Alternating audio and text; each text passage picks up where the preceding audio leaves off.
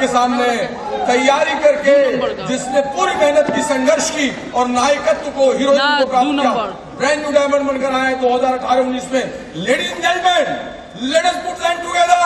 सीटी हल्ला गुल्ला शोर शराबा, let us enjoy brand new diamond, Om Prakash Yadav and Sarita Yadav. सबसे बेशकीमती प्लेट दे रहे हैं, जो आशा अपने ड्राइंग रूम के सबसे सुंदर स्थान पे लगाएंगे। और ये संदेश के साथ Om Prakash Yadav and Sarita Yadav, brand new diamonds, the highest award for men's dedication for excellence is not what he gets from it, but what he or she becomes through it. Bill and Peggy Britt, we are proud of your accomplishment. We love you. Bill and Peggy Britt Free Enterprises Day Celebration 2018-19। आप सभी लोगों को नमस्कार। सबसे पहले हम God को बहुत बहुत धन्यवाद देते हैं कि उन्होंने मुझे ये बिज़नेस दिया, और हमारे पेरेंट्स, उनके आशीर्वाद से हम लोग बिज़नेस कर पाए। हमारे अपलाइन प्रियम्बर जी, सुनीता भाभी, जिन्होंने हम लोगों को न्यू बॉर्न बेबी की तरह समय समय पे संभाला और बिज़नेस करने को बताया, समझाया, और उनके कारण है समझ कर इतने बड़े बिज़नेस को कर पाए और डायमंड हुए हम लोग। हम नालंदा में ही मेरा जन्म हुआ। मेरे 2 बच्चे हैं, बेटा कॉलेज में, बेटी मास कम्युनिकेशन कर रही है। हम लोग हस्बैंड वाइफ मिलकर 2010 में इस बिज़नेस की शुरुआत किए, और हम 99 से ही 2000 से ही प्रोडक्ट के यूज़र थे। प्रोडक्ट बहुत अच्छा, लेकिन पटना में आने के बाद है 2010 में इस बिज़नेस को, मनी प्लान को देखे, समझे, ओपन मीटिंग में आए, मुझे बिज़नेस बहुत अच्छा लगा। उसके बाद है सीरियसली निर्णय लिए कि हम लोगों को बिल्ड करना है। जनवरी में करके हम लोग मार्च में सिल्वर हुए, गोल्ड हुए, और अगस्त में 6 महीने प्लेटिनम हो गए, 13वें महीने में फाउंडर प्लेटिनम हो गए। ऑस्ट्रेलिया का ट्रिप हम लोगों ने लिया, और ऐसे तो बिजनेस दिख रहा था कि ठीक है, बिजनेस है, बहुत अच्छा है, हेल्दी मनी है और सारी क्वालिटी है इसमें। लेकिन वहाँ जाने के बाद उसका बिजनेस सेशन जब अटेंड किए तो मुझे बहुत अच्छा लगा। इस बिजनेस के डेप्थ को हम पहचाने, समझे, लगा कि नहीं, जो बिहार में हम लोग देखते हैं, समझते हैं, वो बिजनेस ये नहीं है। इसको उसी ढंग से, उसी नजरिए से हम लोगों को करना है। और हम लोग ऑस्ट्रेलिया से आने के बाद है और कुछ अच्छा निर्णय लिए और अच्छे से करने लग गए इसको, और नजरिया हमने बदला तो परिणाम तो बदलना ही है। फाउंडर प्लेटिनम होने के बाद है कुछ साल हम लोग रुके रहे, बहुत सारे चैलेंज भी आए, उससे निपटे। उसके बाद हम लोगों ने निर्णय लिया कि एमरल्ड जाना है। स्ट्रक्चर ऑलरेडी हमारा तैयार था, उसमें मेहनत किए बहुत, और 2017 में एमरल्ड हुए, 2018 में जून में डायमंड हुए हम लोग। तो कुछ हेल्दी चैलेंज तो आए, ऐसा नहीं होता है, मेहनत तो है ही, आप भी कर रहे हैं, हम भी कर रहे हैं, हम भी वैसे वही प्रोसेस है, वही किए हम लोग। हस्बैंड वाइफ इसमें है कि प्लैटिनम तो लोग कैसे भी चला जाता है, लेकिन प्लैटिनम के बाद एमरल्ड या डायमंड में हस्बैंड वाइफ दोनों का है एक मत होना, गोल एक होना, एक साथ मिलकर काम करना, ये चीज बहुत जरूरी होता है। इसको हम लोगों ने किया और बहुत अच्छे परिणाम भी आए। शुरुआती दौर में जब एमबीए बिजनेस में नहीं थे तो लगता था कि प्रशासनिक पदाधिकारी, बच्चे हुए और बड़े हुए, पढ़ाई लिखाई हो गया, शादी हो गया, रिटायर हो गए, तो इसी को शायद सक्सेसफुल लाइफ बोलेंगे। ठीक है, एक तो कहेंगे कि ब्रिट वर्ल्ड वाइड का हम लोग के जीवन में बहुत असर पड़ा है। WW सिस्टम ने हम लोगों को पॉजिटिव बोलना सिखाया, और बिल ब्रिट के लिए बहुत अच्छी एक ताली होनी चाहिए, जो कि हम लोग सारी महिलाओं को ये स्टेज पे इतना सम्मान दिलवाया। और इसी के नियम के तहत हम लोग काम करते हुए हम लोग आगे बढ़े, और आगे भी है बहुत चीज जिन कमियों के कारण लग रहा था कि लेट हो रहा है, ऐसे चैलेंज सुधार कर नए सिरे से, और हम लोग अच्छे सोच के साथ और अच्छा इसी महीने से अच्छा काम कर रहे हैं। धन्यवाद।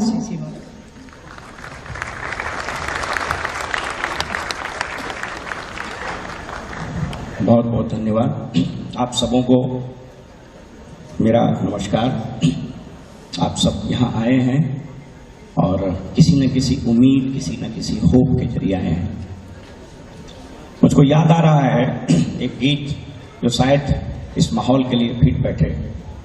कहता है सौखियों में घोला जाए फूलों का शबाब, उसमें फिर मिलाए जाए थोड़ी सी शराब, होगा जो नशा यूं तैयार वो प्यार है, सौखियों में घोला जाए। ये नशा है और इस अपॉर्चुनिटी में वही लोग कामयाब होते हैं जिनको इसका नशा हो जाता है।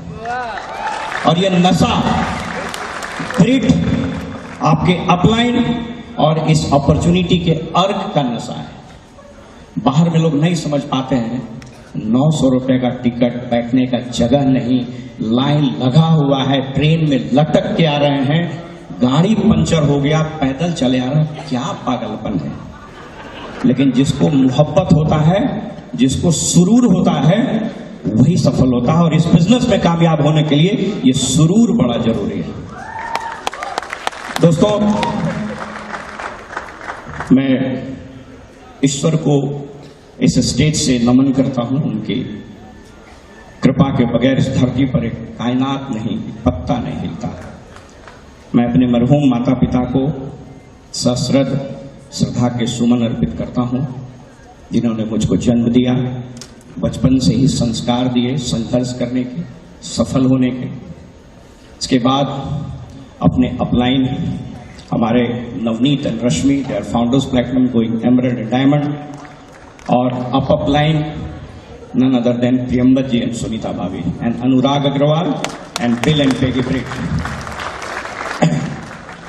दोस्तों, बेसिकली FED है और यहाँ पर हम रैली करते हैं, हम अपने इस बारे में बताते हैं। मैं कोशिश करूंगा, चूंकि समय बड़ा कम रहता है, मैं अपनी स्टोरी थोड़ी शॉर्ट में बताऊं और उसके बाद इस बिजनेस के बारे में कुछ आपसे बातें शेयर कर पाऊंगा। ठंडा में थोड़ा थ्रॉट का प्रॉब्लम होता है हमको, तो आप क्षमा करेंगे। मेरा जन्म धनबाद में हुआ, वहीं केंद्रीय विद्यालय से मेरी पढ़ाई लिखाई हुई और हम लोग बड़ी गरीब परिवार में जन्मे। हमारे पिताजी नालंदा जिला के एक छोटे से गांव सुंदरपुर, कतरी सराय प्रखंड है, वहीं के रहने वाले थे। हमारे दादाजी दूसरे के खेत में खेती करते थे, बटैया करते थे, मजदूरी करते थे। हमारे पिताजी 1929 में पढ़ाई किए, मैट्रिक पास किए और मैट्रिक पास करके वो चले गए धनबाद, एक बाछी बेच के चले गए। पढ़ना चाहते थे। वहां जब गए तो ये 1929 की बात है। 1934 में भूकंप आया। देखिए कैसे कोई आपदा किसी के लिए अवसर बन के आता है। There is always an opportunity behind a challenge. अगर चुनौतियां आती हैं तो अवसर मिला। भूकंप हुआ, सारे लोग धनबाद छोड़ के, बहुत सारे लोग भाग गए। क्वेलरी का जो मालिक था उसका नाम था हसमुख चंचली। वो पिताजी ने कहा कि ये माइंस बंद हो जाएगा, आप इसमें ठेकेदारी करो, कुछ लीज पर माइंस ले। और वो लीज पर माइंस लेने के बाद वो माइन चलाना शुरू किया। मेहनत के बल पर तरक्की किए और धीरे धीरे 14-15 क्वेलरी के मालिक हो गए। उसी बीच हमारा जन्म हुआ और जन्म मेरा जब हुआ उस वक्त हम लोग बहुत एफ्लुएंट, बैंकिंग पद्धति बड़ी कमजोर थी। शनिवार को मजदूरों को पेमेंट करने के लिए पैसा निकाला जाता था और रात में उस तोशक में भर देते थे। चूंकि इकलौता बेटा हम थे तो रुपया के तोशक पर सोते थे। 17-10-71 नेशनलाइज हो गया क्वेलरी और 12:01 में हम लोग करोड़पति से खादपति हो गए। हमारे पिताजी को उसी कंपनी में, उसी क्वेलरी में नौकरी करनी पड़ी जिसके वो मालिक थे। ये है समय, वक्त का जब पहिया घूमता है तो अच्छे अच्छे का होश उड़ा देता है। वहीं से मेरे संघर्ष की कहानी शुरू हुई। पढ़ना शुरू किए, हम डॉक्टर बनना चाहते थे। 82 में जब हम मेडिकल का एंट्रेंस एग्जाम दिए, बहुत बढ़िया एग्जाम किया, लगा आप डॉक्टर बन जाएंगे। लेकिन हमारे पिताजी के जहन में एक बात यहां गड़ा हुआ था। जब नेशनलाइज हुआ क्वेलरी तो उस धनबाद जिले का कलेक्टर हमारे घर पर आके छापामारी किया और सारी संपत्ति को सील कर दी। वही हमारे पिता के जहन में यह बात थी और हमको बोले कि बेटा डॉक्टर नहीं बनो, तुम कलेक्टर बनो। अब वही पावर ऑफ स्पोकन वर्ड्स है, वो बीज कहीं यहां पड़ा और शायद मेरे नसीब में भी वही कुर्सी लिखी हुई थी। पढ़ाई पूरी किए और जब हमारी सभी बहनों की शादी हुई तब हमको गरीबी घेरा। दोस्तों, इसी पटना शहर में आपको लगता होगा मैं अच्छा नौकरी करता हूं, जहां समाज जाना चाहता है वहां ऑलरेडी हैं, बड़े बड़े ओहदों पर हैं। ये फोरम नहीं है बताने का। इस बिजनेस के अलावा भी मेरा एक प्रोफाइल है। तो जब हम यहां पर आए, संघर्ष करना शुरू किए। कोचिंग में पढ़ते थे, फीस नहीं जुटता था, ट्यूशन पढ़ाते थे। जब गरीबी घेरा, हमारी एक सिस्टर के साथ एक हादसा हो गया। हमारी वो बहन, हमारी मां और पिताजी, कहता है ना जब पैसा साथ देता है ना तो सब परिवार भी साथ छोड़ देता है। लोग चले गए। हमारे पिताजी गेहूं बेच करके हमको पैसा देते थे कि बेटा पटना में पड़ेगा। ये इसी साल इसको समझना, ये हम आपको इसलिए सेखी बघारने के लिए नहीं बोल रहे हैं।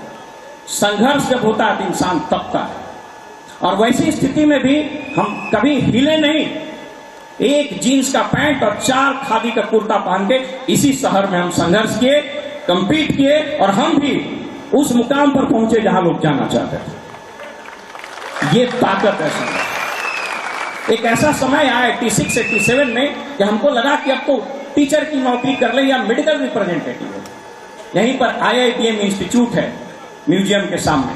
7,500 रुपया लगता था उसमें एडमिशन के लिए। मेरे पास पैसा नहीं था। मेरी मां ने, मुझको याद है, 2 हाथ में कंगन था, सोने का एक कंगन बेच दी और उस कंगन के जरिए एडमिशन ली और पढ़ाई शुरू की। दोस्तों कृपया बैठ जाइएगा, सामने में डिस्टरबेंस हो रहा है, ताकि हम अपनी बात को रख सकें। डिस्टरबेंस क्रिएट होगा तो रिदम टूटेगा। प्लीज बैठ जाइए सब। और वहां से कहानी की शुरुआत हुई और हम आगे बढ़ना शुरू किए। दोस्तों बहुत समय नहीं है, उसके बाद हम नौकरी में आ गए और शादी हुई हमारी। हमारी पत्नी पॉलिटिकली और इकोनॉमिकली, फाइनेंशियली बहुत रिच है। लोग बिहार शरीफ के एक बहुत बड़े खानदान से हैं। इनके घर में आर्मी ऑफिसर, इनके बड़े भाई ब्रिगेडियर हुए, इनकी भतीजी लोग मैसेच्यूसेट्स से इंजीनियरिंग की, एक भतीजा IIT से किया, एक भतीजी इनकी सुप्रीम कोर्ट में प्रैक्टिस करती है, इनका आयुर्वेद का बहुत बड़ा फैक्ट्री है। वो सब कुछ ठीक तो लाइफ चलने लगा। अब ये बिजनेस में हम बड़ा अजीब तरीके से आए, ये जानना बड़ा जरूरी है। इस बिजनेस में हम 3 बार आए, तीसरी बार ये बात समझ में आई। मैं आपको इसलिए बता रहा हूं कि 3 बार में हमको भेजा में बात गया तो जरूरी है कि आप भी 3 बार में समझिए, एक के बाद समझिए। पहली बार उन दिनों हम मुंगेर में पोस्टेड थे, हमारे साले साहब आए, बोले मेहमान, हम लोग मगध के रहने वाले हैं, बोले मेहमान एगो बिजनेस करवा। हमने क्या चीज है? बोले 4400 रुपया दीजिए। वो साला है, साला की बात कैसे टालिएगा? आए 4400 रुपया दिए, वो डब्बा थमा दिए। बोले कौन चीज है इसमें? बोले मुंह धोने वाला, कपड़ा धोने वाला है। क्या हो गया इससे? बोले इससे पैसा आता है। बोले कैसे पैसा है? बोला मेंबर बनाओ ना। उन दिनों बड़े ओहदे पर हम थे, उस लोग को बोले ऐसा ही आ गया। बोला हाँ ठीक है। बोले आप क्या करें? बोला हमरो ना पता हो आपकी करें। रिन्यूअल होता था, नहीं रिन्यूअल, बात खत्म हो गया। दूसरे बार फिर एक हमारे मित्र ने कहा कि बिजनेस कीजिएगा, हम 4400 रुपया। बोला कहा। फिर शुरू किए। बोला आप क्या कर रहे हैं? बोला मेंबर बनाइए। हम कह रहे भाई बिजनेस है तो पैसा कैसे आता है? बोला कह रहे में STP करे पड़ता है। बोले STP क्या है? बोला ले गया, ऐसे ऐसे ऐसे पूरा घुमा, ये है वो है, रेक्रॉक है, रिच डिवोर्स है, जेवन हैंडल है, फल्ला। हम कह यार ये पैसा कहां से आता? सेल बताओ, इतना नाम काल बताओ। हम नहीं करेंगे, ईश्वर को शायद मंजूर नहीं था, और थोड़ा नशा भी था। नौकरी में रहता है, सरकारी नौकरी में कॉलर टाइट रहता है, हमारा भी टाइट है। नौकरी वाले लोग गणेश जी का सवारी है, कुर्सी गया गए काम से। एनीवे, तो शुरू हुआ। तीसरी बार बड़ा अजीब तरीके से बिजनेस में आया। किसी ने हमको ये अपॉर्चुनिटी नहीं दिखाया दोस्तों, आज तक किसी ने हमको दिखाया, उसके बाद किसी ने नहीं दिखाया। थोड़ा नेचर मेरा गड़बड़ था, बड़े होते पर थे, अब बहुत बदमाश मेरा नेचर था। हमको कब कह दिया था ब्रिगेडियरवा है, एक नहीं जाइएगा तो कुछ से कुछ बोलते हैं, डरे हुए नहीं करता। तो एक दोस्त हमारा जो मेरे साथ पढ़ता था, उसके फादर हमारे सीनियर हुआ करते। रिटायरमेंट के बाद उनकी बड़ी समस्या हो गई, तो उसको हेल्प करने के लिए बोला कि बॉस इसका कुछ प्रोडक्ट वगैरह यूज कीजिए, 100 भी हो जाएगा तो हमको हेल्प हो जाएगा। बोले लाइए, आ जाते हैं। आ गया, और गलती वो क्या किया, प्रियंबर जी से मिलवा दिया। तो प्रियंबर जी आए कि हमको किताब उताब पढ़ने का बड़ा शौक। मेरी कई किताबें लिखी हुई है, Indian institute of public administration के लाइव मेंबर है। मेरी लिखी हुई आंतरिक सुरक्षा व्यवस्था, internal security of India the needed reforms करके किताब दिल्ली की उस लाइब्रेरी में गूगल पर कई एक आर्टिकल, इनफैक्ट तनख्वाह से ज्यादा पैसा हमको आर्टिकल से आता था। ग्लोबल इकोनॉमी उसी फ्लड पर हम लिखे थे, विकिपीडिया में मेरा आर्टिकल गया था। बढ़िया अच्छा सब कुछ चल रहा था और बहुत बढ़िया से नौकरी किए, बड़ी ईमानदारी से, इनक्रेडिबली किए। मेरे चरित्र पर, मेरी नौकरी पर आज तक कहीं से दाग नहीं। इस बिजनेस में अगर आपको कामयाब होना है, आपका बढ़िया चरित्र होना चाहिए। जुगाड़ी या लंथली आदमी इसमें फेंका जाता है। नौकरी में आ गए, बिजनेस में कैसे होगा, तो पच ओकरा धर के लाए, ओकरा धारे पकड़े तो कुछ ना हो। एनीवे, समय बहुत निकलता जा रहा है मेरा, घड़िए पर नजर रहता है, वो लेके खड़ा हो जाएगा, टाइम खत्म। सो एनीवे वो चलता रहा और फिर शुरुआत हो गई। हम बोले कि बॉस क्या करना पड़ा, ऐसे ऐसे कुछ को प्लान दिखाना शुरू किया, कुछ हाँ कुछ ना, कुछ ये प्लान दिखाना। बताया ना, रात दिन, एक दिन में 200 300 लोगों को प्लान दिखा। मुजफ्फरपुर में एक जगह बोले कि होम मीटिंग करेंगे, बोले कितना आदमी बुलाइए ना, कुछ आदमी पहुंचे तो देखे लाउड स्पीकर लगाए हुए, टेंट लगाए हुए। हम बोले कौन सी है, बोले सबको प्लान दिखाना है। सारा दिन लगे रहे और धीरे धीरे चीजें बदलती चली गई। दोस्तों, वक्त नहीं है, हम थोड़े से अपने ऑर्गेनाइजेशन के बारे में बताएंगे, फिर थोड़ी सी बिजनेस की समय मिलेगी तो बात करेंगे। धीरे धीरे ऑर्गेनाइजेशन बनता चला गया। हमारे पहले ऑर्गेनाइजेशन में एक जो शख्स आया, सील प्रियम, वो भारतीय पेट्रोलियम में बहुत बड़े पदाधिकारी, उनका बड़ा बिजनेस हो गया। उसके बाद फटाफट, और बताया ना कि इस बिजनेस में बार बार हम लोगों को बोलते हैं, जुमला बड़ा प्यारा है, आओ भाव प्रभाव तीनों तरीका सही है लाने का। कुछ तो ऐसे ही आ जाएगा, वो बोल रहे हैं क्या कहे, बात उठावे आ जाते हैं।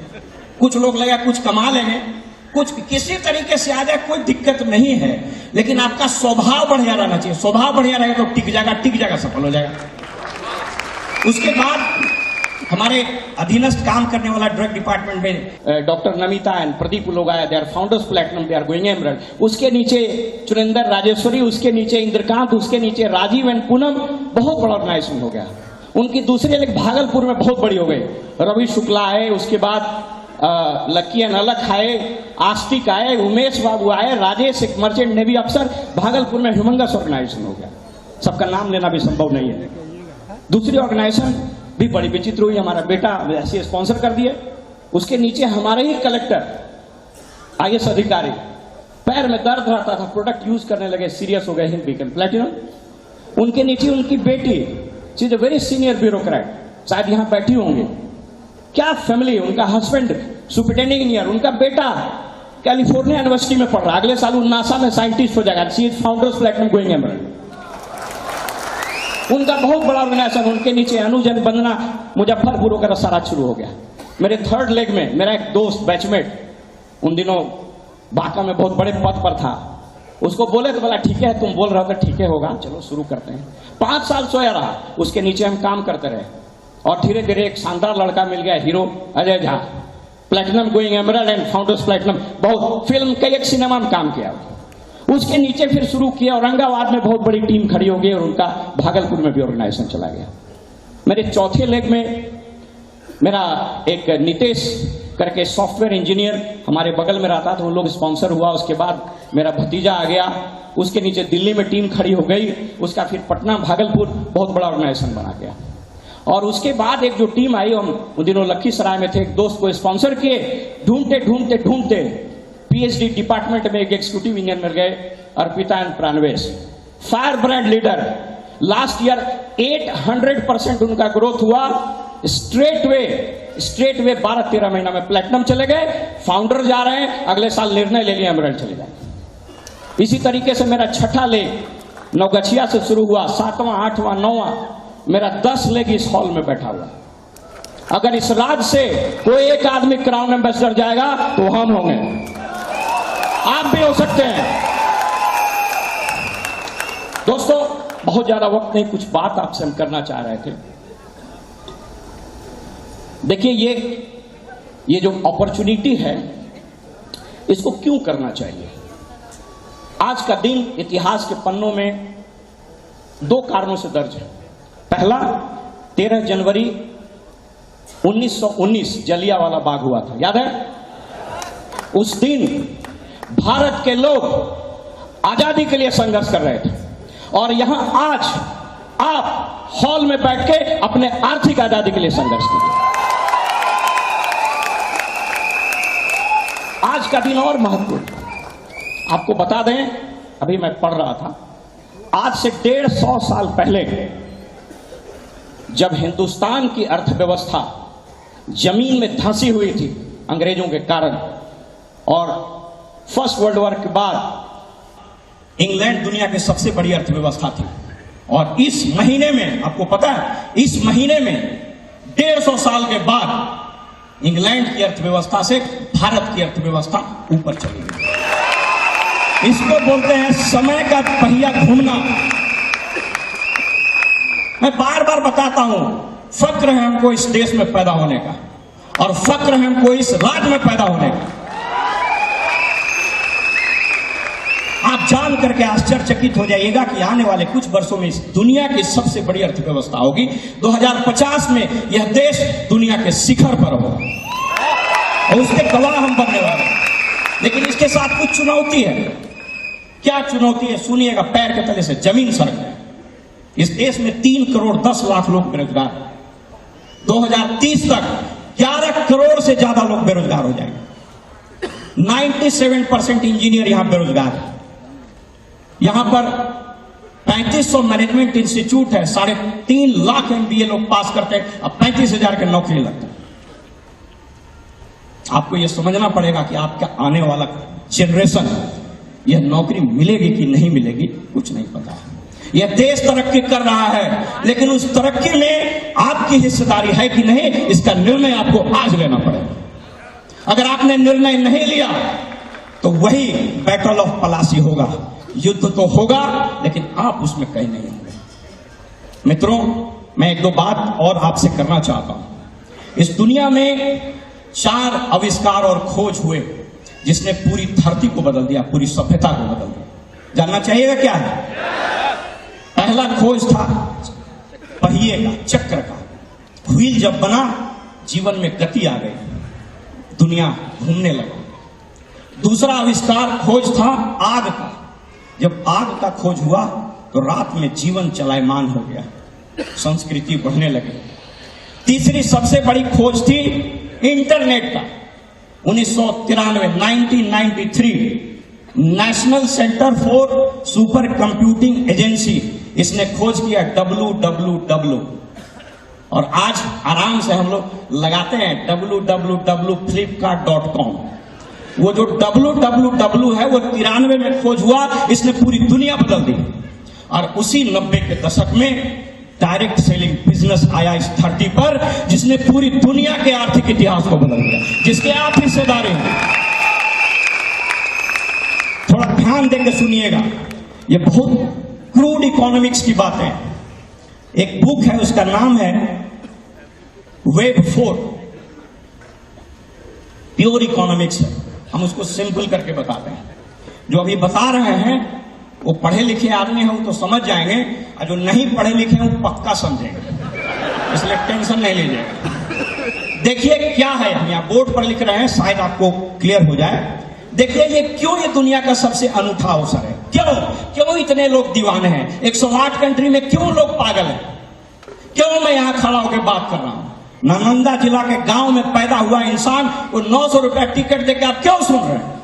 प्रश्न ये है। देखिए क्या है, सबसे पहले अर्थव्यवस्था थी नोमैडिक, खाना बदोश। क्या होता था, आपके पास, जिसके पास, कुछ लोगों के पास गाय बैल होता था और कुछ लोग उसको चराता था, उसको बोलते हैं नोमैडिक कल्चर। वहां से सभ्यता बढ़ी और एग्रेरियन इकोनॉमी आ गया, लोग खेती बाड़ी करने लगे। यहां भी कुछ लोगों के पास खेत, बाकी लोग मजदूर। थोड़ा गौर कीजिएगा, यानी जो कैपिटल है कुछ लोगों के हाथ में। उसके बाद सभ्यता और आगे आई, यहां इंडस्ट्रियल रिवोल्यूशन हुआ, औद्योगिक क्रांति हुई। कुछ लोग के पास पूंजी, बाकी आदमी मजदूर। फिर वहां से अर्थव्यवस्था बदली। उसके बाद आया समाजवाद। 3 वर्ग जन्म लिया, बुर्जुआ, प्रोलेटारिएट और मिडिल क्लास। जिसके पास पूंजी था राजा, बाकी लोग उसके लिए काम करो। देख लीजिए अर्थव्यवस्था का ट्रेंड। उसके बाद आया फ्री इंटरप्राइज, और उसके बाद आया फ्री इकोनॉमी, जिसको बोलता है कैपिटलिस्ट इंटरप्राइज इकोनॉमी। जिसके पास दौलत वो अंबानी, जिसके पास दौलत नहीं उसके यहां नौकरी कीजिए। और नाम बड़ा बढ़िया देगा, जीएम है सर, कहां है? रिलायंस फ्रेश में। अरे काम करो, तरकारी बेचना। सर बाटा में हम मैनेजर हैं, जूता बेच रहे हो।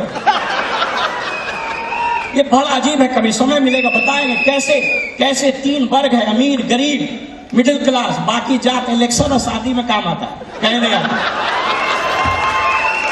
उसके बाद जन्म लिया ये डायरेक्ट सेल का बिजनेस। इसने कहा कि साहब पूंजी नहीं होने के कारण लोग गरीब रह जाते हैं। ये मिडिल क्लास, ये कम पढ़े लिखे जिसके पास पूंजी नहीं है वो गरीब रह जाता है। एक ऐसा अपॉर्चुनिटी बनाओ जिसमें पूंजी की जरूरत नहीं है, और बगैर पूंजी के इस बिजनेस का जन्म हुआ, और मेरे जैसे लाखों करोड़ लोग एक बहुत बड़ा व्यापारी हो गया। ये क्रांति है। This is not simply an opportunity, this is an revolution. This is the economic socio revolution taking across around the world, empowering millions and millions people on the globe. मामूली चीज नहीं है, बोल के मेरा रोंगटा खड़ा हो जाता। आप इतिहास के पन्नों में दर्ज होने वाले उस गवाह की तरह हैं जो यहां पर साक्षी है इस परिवर्तन का। लेकिन आपको निर्णय लेना पड़ेगा कि उस परिवर्तन के साक्षी आप होने वाले हैं या नहीं। मित्रों, मेरा समय बहुत खत्म हो रहा है, इसलिए रिचर्ड पो एक बहुत बड़े अर्थशास्त्री हैं। इनफैक्ट बैरी कार्टर एक फ्यूचरिस्ट इकोनॉमिस्ट है। फ्यूचरिस्ट इकोनॉमिस्ट का मतलब होता है वैसा अर्थशास्त्री जो फ्यूचर के बारे में बताए। वो कहता है कि it is a mass privatisation, it is a mass privatization of wholesale capital from the hands of few people into the hands of millions and millions people who have a dream। जिसके पास सपने हैं वो एक बड़ा व्यापार खड़ा सकता है, बड़ा ऑर्गेनाइजेशन बना सकता है। हमने भी 10-20 हजार आदमी का ऑर्गेनाइजेशन बनाया। दोस्तों, इस देश इस अपॉर्चुनिटी में आप पैसे इसलिए नहीं कमाते हैं कि आप बहुत काबिल हैं, बल्कि आप बहुत लोगों के सपने को पूरा करते हैं। मैं बात को थोड़ा सा रैप अप कर दूं। कुछ बात मैं कहना चाह रहा था, कोई एक लीडर जल्दी से इसको मिटा दे। मैं एक दो बात कहना चाह रहा था। देखिए, एक बात है इस बिजनेस के अंदर, somebody प्लीज कमेंट, जब तक मिटाएंगे तो कुछ बात कर लेंगे ना, टाइम आपका दशक रहा है। सो देखिए, होता क्या है, when you start this opportunity, आप ज्वाइन करते हैं, you join this opportunity, you join this opportunity. आप अपॉर्चुनिटी ज्वाइन करते हैं, कैसे करते हैं? उस पेपर दिए, काम शुरू हो गया। उसके बाद आप शुरुआत कर देते हैं। शुरुआत कैसे करते हैं? You tech product, you start. उसके बाद आपको इंफॉर्मेशन लेना पड़ेगा। देखिए, यहां ज्वाइनिंग है, यहां स्टार्ट है, और यहां डिसीजन लेना पड़ता है। ज्वाइन करने से इस अपॉर्चुनिटी में कोई आगे नहीं जा सकता। टिकट लेने से दिल्ली नहीं जाता है, ट्रेन में छोड़ दीजिए, क्या होगा? You have to decide. Decision किसको बोलते हैं? यहां पर आपको सूचना लेना पड़ेगा, करेक्ट इंफॉर्मेशन। डॉक्टर ब्राइट बता रहे, by way of brick world wide, इसके एसोसिएशन में आपको आना पड़ेगा, किताबों को पढ़ना होगा, सीडी सुनना पड़ेगा, मीटिंग में आना होगा। नॉलेज लीजिए boss. So when you take information, आपको यहां पर फेथ होने लगेगा, और ये बिजनेस बेसिकली फेथ से होता है। फेथ से होता है। 5 स्टेज है फेथ का। अगर आपको सफल होना है, इस 5 फेथ से आपको पार करना पड़ेगा। कितने लोग फर्स्ट सेशन में नहीं थे? हाथ उठाइए। नहीं थे जो, बहुत सारे लोग नहीं थे, मैं बता दूं। 5 स्टेज होता है फेथ का।